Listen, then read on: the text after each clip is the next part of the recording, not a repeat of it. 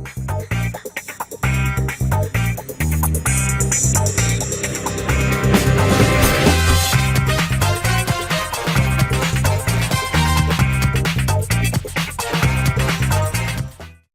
everyone, Vacha here from recordingstudio9.com, and thanks for joining me again today. And today we are discussing, reviewing and setting up the Behringer's UCA222 USB audio interface.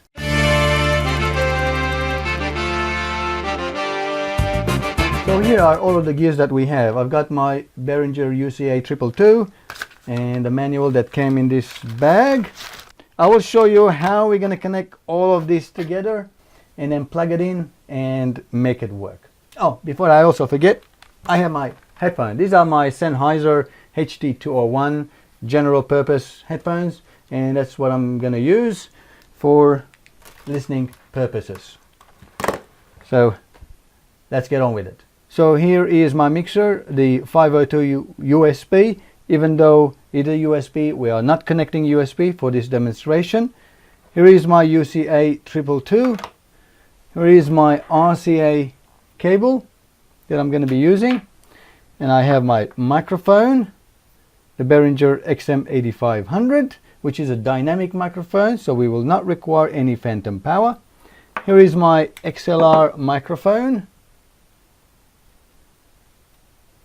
Okay, so that's the XLR microphone. And also I do have another set of RCAs which actually connecting into my patch bay, because my other speakers, which I'm going to turn it on now, are connected to my patch bay. So basically this is the same as connecting into my speakers. So let's follow up the steps. The first one to do is to connect our RCAs into the RCA outputs, the white for left and red for the right, and then on the other end again respectively we are going to connect to the inputs of left and right of the RCA socket. Now one thing to remember, there is a switch here called monitor on and off. In an off position, basically you won't be hearing anything coming from the RCA inputs. You only hear what's coming from the USB from your PC. So if you want to listen anything that's happening on your mixer, you got to make sure that you have the monitor switch on position. Okay, next I'm going to connect my speakers to the outputs of right and left. Okay, so we've got that all ready. Next we can connect our microphones, the XLR cable in, and then the other end of the XLR cable. I'm trying to not to unwrap my cables. Just going to connect that to the other end. Now I've got my main mix set to the 0 position, and then I normally turn my fader, because this is basically this microphone channel's fader, into the 0 position, and then I start talking and then watch the levels right here, and I normally bring it up until I get around the second LED, which is a 0 dB when I'm talking. Now you can actually hear from the sound coming from my speakers as well. So that's, even though it's not plugged in, that is directly sending the signal from the RCA inputs to the outputs. They are linked internally. So if I turn it off, as you can see, that disconnects and you cannot hear from the speakers. I might turn it a little bit louder so you can actually hear it. And when I turn the monitor on, now you can actually hear my voice coming from the tiny speakers there as well.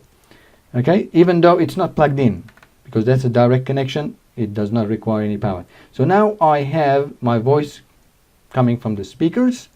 Next we can do is now connect our USB to our computer.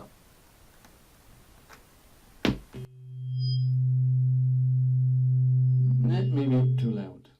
Okay. So now we have the sound. I might have to turn it down now, because the sound now it's coming in, being at the same time amplified by the UCA222 and being fed into my speakers, you know, as I talk to the microphone. So I can adjust that now, making sure that my speakers are lower. I've got to turn this up as much as I can. The speakers are on just for demonstration purposes, so I turn it up until I get at least the second LED coming up, so that gives us a good signal. Try not to get to the orange or to the clip red. It means you're already distorting. So let's switch our speakers off now, and then we can turn it back on again, however we wish. So next I'm going to plug my headphones into the headphone socket, making sure that that headphone bit is working as well. I know you're not going to be able to hear it, but I'm going to give it a try. Okay, I cannot hear anything, and that's because I've got the monitor turned off. So once I turn the monitor on, and I can still hear it from the headphones, even though if I turn the speakers off, I can still hear it in my headphones. So the headphones right there, I can still hear it. So now I can hear directly as I'm speaking, which is all good.